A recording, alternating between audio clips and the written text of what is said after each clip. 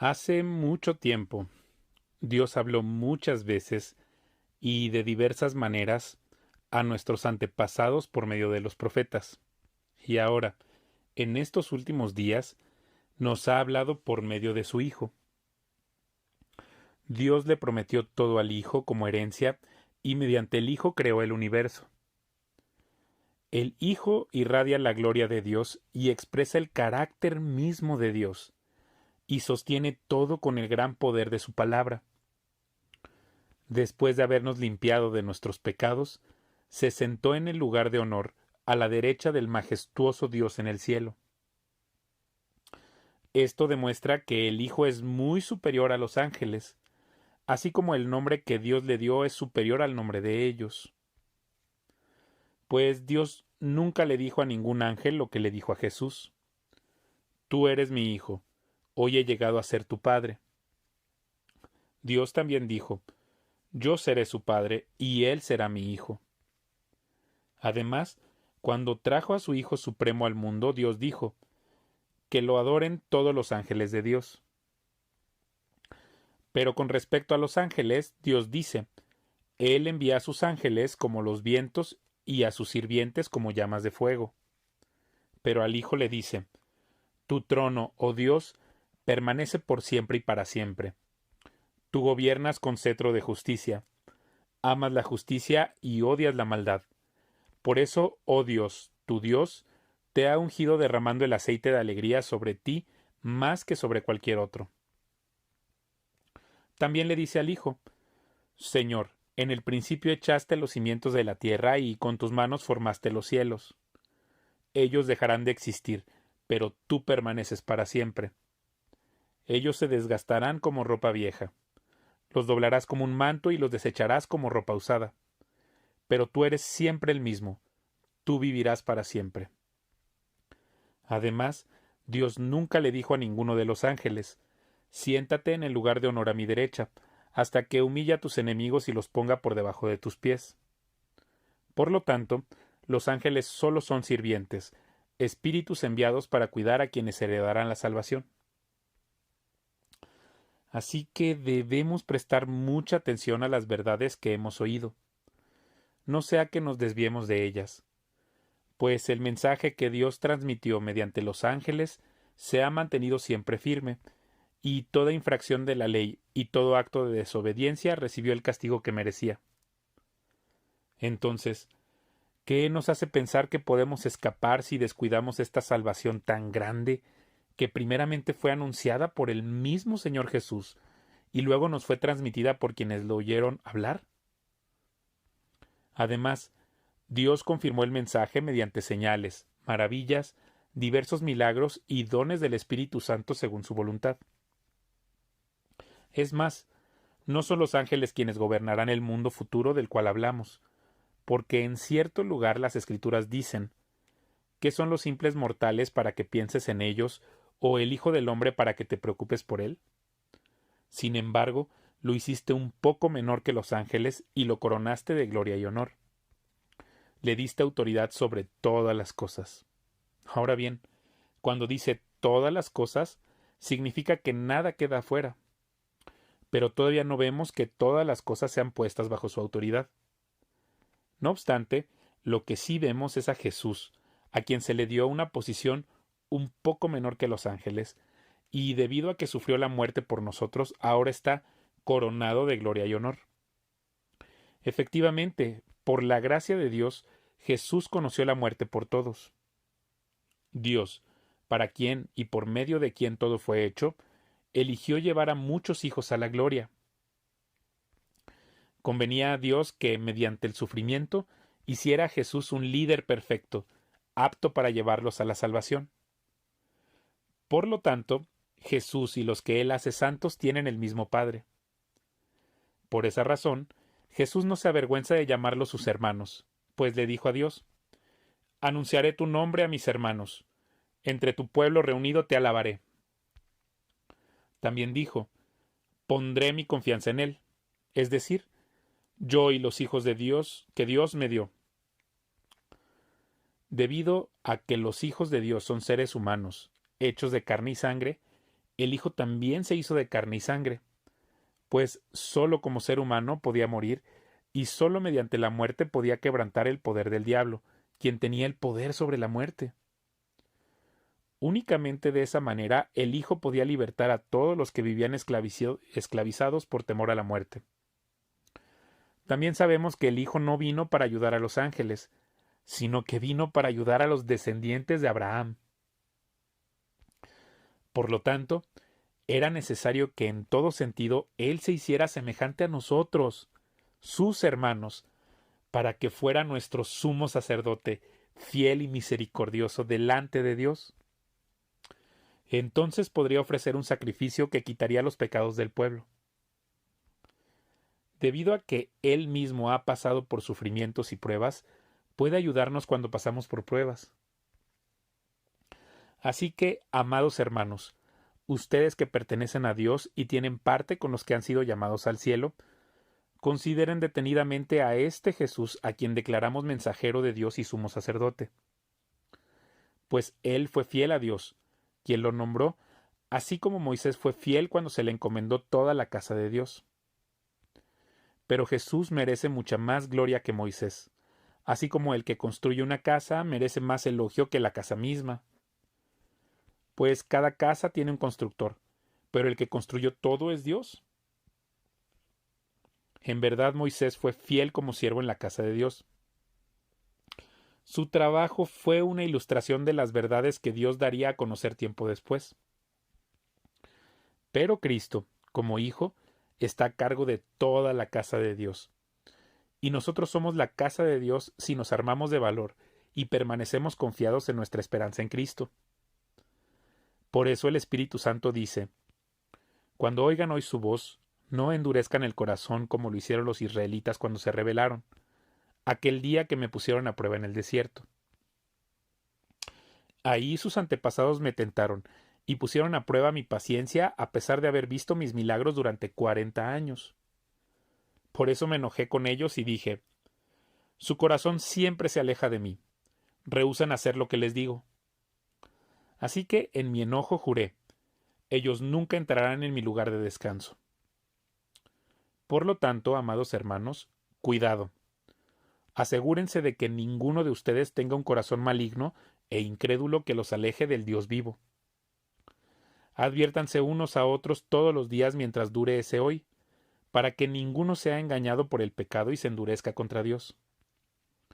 Pues si somos fieles hasta el fin, confiando en Dios con la misma firmeza que teníamos al principio, cuando creímos en Él, entonces tendremos parte en todo lo que le pertenece a Cristo. Recuerden lo que dice: cuando oigan hoy su voz, no endurezcan el corazón como hicieron los israelitas cuando se rebelaron. ¿Y quiénes fueron los que se rebelaron contra Dios a pesar de haber oído su voz? ¿No fue acaso el pueblo que salió de Egipto guiado por Moisés? ¿Y quiénes hicieron enojar a Dios durante 40 años? ¿Acaso no fueron los que pecaron, cuyos cadáveres quedaron tirados en el desierto? ¿Y a quiénes hablaba Dios cuando juró que jamás entrarían en su descanso? ¿Acaso no fue a los que lo desobedecieron? Como vemos, ellos no pudieron entrar en el descanso de Dios a causa de su incredulidad. Todavía sigue vigente la promesa que hizo Dios de entrar en su descanso. Por lo tanto, debemos temblar de miedo ante la idea de que alguno de ustedes no llegue a alcanzarlo. Pues esta buena noticia del descanso que Dios ha preparado se nos ha anunciado tanto a ellos como a nosotros, pero a ellos no les sirvió de nada porque no tuvieron la fe de los que escucharon a Dios. Pues solo los que creemos podemos entrar en su descanso. En cuanto a los demás, Dios dijo: en mi enojo juré, ellos nunca entrarán en mi lugar de descanso. Si bien ese descanso está preparado desde que Él hizo el mundo. Sabemos que está preparado debido al pasaje en las Escrituras que menciona el séptimo día. En el séptimo día Dios descansó de todo su trabajo. Pero en el otro pasaje Dios dijo: nunca entrarán en mi lugar de descanso. Así que el descanso de Dios está disponible para que la gente entre, pero los primeros en oír esta buena noticia no entraron porque desobedecieron a Dios. Entonces Dios fijó otro tiempo para entrar en su descanso, Y ese tiempo es hoy. Lo anunció mucho más tarde por medio de David en las palabras que ya se han citado. Cuando oigan hoy su voz, no endurezcan el corazón. Ahora bien, si Josué hubiera logrado darles ese descanso, Dios no habría hablado de otro día de descanso aún por venir. Así que todavía hay un descanso especial en espera para el pueblo de Dios, pues todos los que han entrado en el descanso de Dios han descansado de su trabajo, tal como Dios descansó del suyo después de crear el mundo. Entonces hagamos todo lo posible por entrar en ese descanso, pero si desobedecemos a Dios, como lo hizo el pueblo de Israel, caeremos. Pues la palabra de Dios es viva y poderosa, es más cortante que cualquier espada de dos filos, penetra entre el alma y el espíritu, entre la articulación y la médula del hueso, deja al descubierto nuestros pensamientos y deseos más íntimos. No hay nada en toda la creación que esté oculto a Dios. Todo está desnudo y expuesto ante sus ojos, y es a Él a quien rendimos cuentas. Por lo tanto, ya que tenemos un gran sumo sacerdote que entró en el cielo, Jesús, el Hijo de Dios, aferrémonos a lo que creemos. Nuestro sumo sacerdote comprende nuestras debilidades, porque enfrentó todas y cada una de las pruebas que enfrentamos nosotros. Sin embargo, Él nunca pecó. Así que acerquémonos con toda confianza al trono de la gracia de nuestro Dios. Ahí recibiremos su misericordia y encontraremos la gracia que nos ayudará cuando más lo necesitemos. Todo sumo sacerdote es un hombre escogido para representar a otras personas en su trato con Dios. Él presenta a Dios las ofrendas de esas personas y ofrece sacrificios por los pecados. Y puede tratar con paciencia a los ignorantes y descarriados porque él también está sujeto a las mismas debilidades. Por esa razón debe ofrecer sacrificios tanto por sus propios pecados como por los del pueblo. Y nadie puede llegar a ser sumo sacerdote solo porque desee tener ese honor. Tiene que ser llamado por Dios para ese trabajo, como sucedió con Aarón. Por eso, Cristo no se honró a sí mismo haciéndose sumo sacerdote, sino que fue elegido por Dios, quien le dijo: Tú eres mi hijo, hoy he llegado a ser tu padre. Y en otro pasaje Dios le dijo: Tú eres sacerdote para siempre, según el orden de Melquisedec. Mientras estuvo aquí en la tierra, Jesús ofreció oraciones y súplicas con gran clamor y lágrimas al que podía rescatarlo de la muerte. Y Dios oyó sus oraciones por la gran reverencia que Jesús le tenía. Aunque era hijo de Dios, Jesús aprendió obediencia por las cosas que sufrió. De ese modo, Dios lo hizo apto para ser el sumo sacerdote perfecto, y Jesús llegó a ser la fuente de salvación eterna para todos los que le obedecen. Y Dios lo designó sumo sacerdote según el orden de Melquisedec. Nos gustaría decir mucho más sobre este tema, pero es difícil de explicar, sobre todo porque ustedes son torpes espiritualmente y tal parece que no escuchan. Hace tanto que son creyentes que ya deberían estar enseñando a otros. En cambio, necesitan que alguien vuelva a enseñarles las cosas básicas de la palabra de Dios. Son como niños pequeños que necesitan leche y no pueden comer alimento sólido. Pues el que se alimenta de leche sigue siendo bebé y no sabe cómo hacer lo correcto. El alimento sólido es para los que son maduros, los que a fuerza de práctica están capacitados para distinguir entre lo bueno y lo malo. Así que dejemos de repasar una y otra vez las enseñanzas elementales acerca de Cristo. Por el contrario, sigamos adelante hasta llegar a ser maduros en nuestro entendimiento. No puede ser que tengamos que comenzar de nuevo con los importantes cimientos acerca del arrepentimiento de las malas acciones y de tener fe en Dios. Ustedes tampoco necesitan más enseñanza acerca de los bautismos, la imposición de manos, la resurrección de los muertos y el juicio eterno. Así que, si Dios quiere, avanzaremos hacia un mayor entendimiento. Pues es imposible lograr que vuelvan a arrepentirse los que una vez fueron iluminados. Aquellos que experimentaron las cosas buenas del cielo y fueron partícipes del Espíritu Santo, que saborearon la bondad de la palabra de Dios y el poder del mundo venidero, y que luego se alejan de Dios. es imposible lograr que esas personas vuelvan a arrepentirse. Al rechazar al Hijo de Dios, ellos mismos lo clavan otra vez en la cruz y lo exponen a la vergüenza pública. Cuando la tierra se empapa de la lluvia que cae y produce una buena cosecha para el agricultor, recibe la bendición de Dios. En cambio, el campo que produce espinos y cardos no sirve para nada. El agricultor no tardará en maldecirlo y quemarlo. Queridos amigos, aunque hablamos de este modo, no creemos que esto se aplique a ustedes. Estamos convencidos de que ustedes están destinados para cosas mejores, las cuales vienen con la salvación. Pues Dios no es injusto.